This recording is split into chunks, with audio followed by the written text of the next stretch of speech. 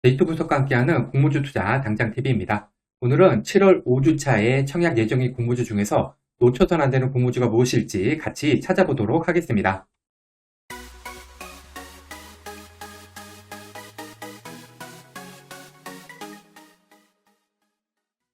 (7월 5주차) 청약 캘린더입니다. 7월 30에서 31일은 TDS팜 청약, 8월 1일에서 2일은 ENCL이랑 뱅크웨어 글로벌 청약이 예정되어 있습니다. 그 전주에 있었던 아이빔 테크놀로지 환불금으로 TDS팜 청약이 가능하고요. TDS팜 환불금으로는 ENCL하고 뱅크웨어 글로벌 청약이 가능합니다.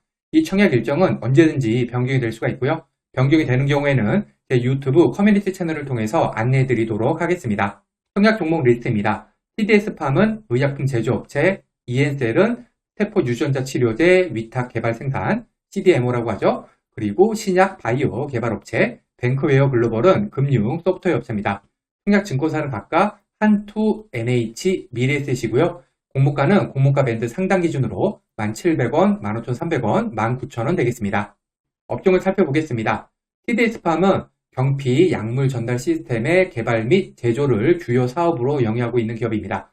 여기에서 경피 약물 전달 시스템은 고위험 신물질 신약 개발에 비해서 적은 비용과 짧은 개발 기간으로 인해서 투자 효과 효율성이 높은 분야로 패치, 파스, 화장품, 일반 의약품 등 다양한 분야에 적용을 할 수가 있습니다. ESL은 세포 유전자 치료제 위탁 개발 생산하고 신약 개발 기업인데요. 그 중에서 CDMO 사업 같은 경우에 주요 고객사는 얀센, 노바티스 같은 글로벌 제약사부터 바이오벤처, 국공립연구소, 대학까지 다양하다고 합니다. 뱅크웨어 글로벌은 코어 뱅킹 솔루션 기업인데요. 중국 알리바바의 인터넷 은행인 마이뱅킹, 그리고 한국의 K뱅킹, 대만의 라인뱅킹 등의 패키지를 공급하고 있습니다. 뱅크웨어 글로벌의 금융 소프트웨어는 클라우드 기반의 차세대 코어 시스템을 적용해서 구축되었기 때문에 이를 통해서 금융기관은 안전하고 효율적으로 업무 전반을 수행할 수가 있습니다. 세 종목 모두 업종은 TDS팜의 의약품 제조, ENCL의 신약 위탁 생산 및 신약 개발, 뱅크웨어 글로벌의 소프트웨어, 공모주 시장에서는 인기가 없는 업종이죠. 따라서 업종 순위는 비슷하다고 생각을 하고 있습니다. 이번에는 공모가를 살펴보겠습니다. 공모가에서는 PR이 중요한데요. 이 PR은 낮을수록 좋습니다. TDS팜은 특례 상장 아니고요. 할인율 적용 PR이 13.47배였습니다. TDS팜은 신약 바이오 업체가 아니라 의약품 제조 업체이기 때문에 최근에 상장한 유사 회사가 없습니다. 다만 13.47배 정도면 그래도 무난한 수준은 아닐까 판단해서 제 평가는 보통으로 하겠습니다. ENCL은 특례 상장이고요. 할인율 적용 PR이 23.32배였습니다.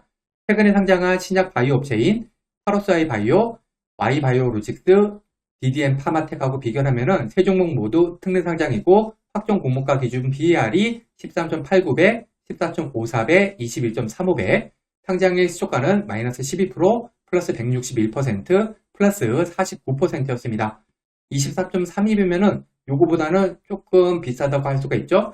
그리고 D&D 파마텍은 PER이 21.35배, 가장 유사한데 상장일 시초가가 플러스 49%로 그리 많이 올라주지는 않았잖아요.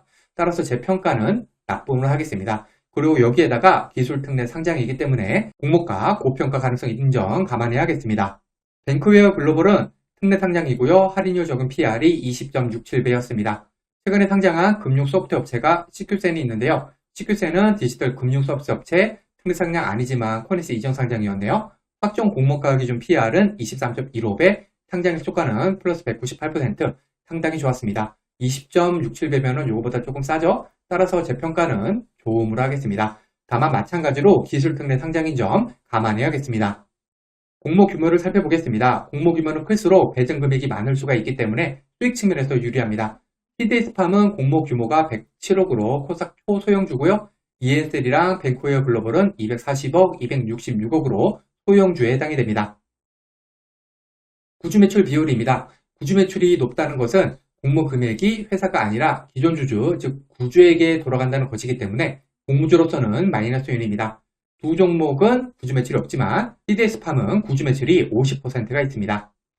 특이사항입니다. 특이사항에는 특례상장, 코네스 이전상장, 환매청구권 등이 있는데요. 이 중에서 특례상장, 코네스 이전상장은 마이너스 요인이고요. 환매청구권은 플러스 요인입니다. ENCL이랑 뱅크웨어 글로벌은 둘 다 기술특례 상장이지만 ENCL 같은 경우에는 6개월짜리 환매 청구권이 있습니다. 환매 청구권이 있다고 공모가 90% 무조건 보장이 되는 건 아니고요. 코스닥 지수가 10%를 초과해서 하락하게 되는 경우에는 이 보장 금액이 90% 이하가 될 수도 있는 점 생각해 두시기 바랍니다. 상장일 유통하는 금액입니다. 이 데이터는 기간 소외 전 기준이고요. 유통하는 물량은 적을수록 상장일 수급 측면에서 유리합니다. 24년 2월 이후 코스닥 상장한 종목들의 평균 기존 주주 유통하는 금액이 274억 13%, 총 유통하는 금액은 560억 28%였습니다. TDS팜 같은 경우에는 총 유통하는 금액이 138억으로 상당히 적죠. 올해 공무지 시장에서 100억대 물량의 공무주는 모두 아주 좋은 수익률을 보여주었습니다. 따라서 제 평가는 매우 좋음을 하겠습니다. ENCL 같은 경우에는 243억, 476억, 평균보다 조금 적죠? 따라서 약간 좋음. 뱅크웨어 글로벌은 420억, 686억, 요거는 반대로 평균보다 약간 많잖아요? 따라서 요거는 약간 나쁨으로 평가를 하겠습니다.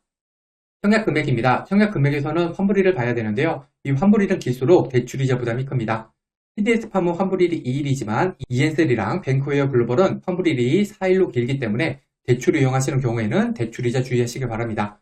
최소 청약 주식수는 50주, 10주, 20주, 최소 청약만 하기 위한 금액, 즉 균등만 청약하기 위한 금액이 각각 26만 7,500원, 7만 6,500원, 19만원 되겠습니다. 청약 증권사를 살펴보겠습니다. 이 세 종목에 청약하기 위해서는 계좌가 각각 한투, NH, 미래에셋 증권 계좌를 가지고 계셔야 되고요. 여기 청약 한도 정리해 두었으니까 참고하시기 바랍니다.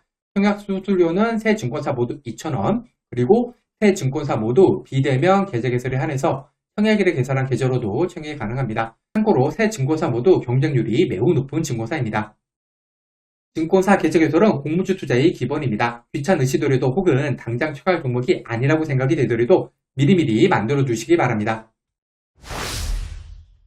그러면 어떤 종목에 관심을 가져야 할지 생각해 보겠습니다. 7월 4주차에는 TDS팜, ENCL, 뱅크웨어 글로벌 세 종목의 청약이 예정되어 있습니다. 아쉽게도 세 종목 모두 코스닥 소형주고요. 특히 TDS팜은 초소형 공무주라서 높은 수익을 기대하기는 어렵겠습니다. 일단 세 종목 중에서는 TDS팜이 가장 좋아 보입니다. TDS팜은 의약품 제조업체로 업종도 볼로고 구주 매출도 50%가 있지만 총 유통하는 물량이 100억대로 매우 적다는 큰 장점이 있습니다. 최근 고무주 시장에서는 상장일 수급이 가장 중요하게 작용하고 있습니다. 다만 유통하는 물량이 작은 만큼 공모 규모도 작기 때문에 경쟁률도 높을 가능성이 있습니다. 다음으로는 ENCL입니다. 기술특례 상장하는 CDMO 및 신약 개발 회사로 업종은 별로입니다. 여기에다가 환불일도 4일이고요. 그래도 공모가가 나쁘지 않게 책정이 된 것 같고요. 6개월짜리 환매 청구권이 있다는 것이 변수로 작용할 수 있겠습니다. 다음으로 뱅크웨어 글로벌은 기술특례 상장하는 금융 소프트웨어 업체로 마찬가지로 업종은 별로라고 할 수 있습니다. 여기에 유통하는 물량도 686억으로 적지 않고요. 환불일도 4일로 깁니다. 일단은 크게 관심이 가지 않는 공모주 되겠습니다.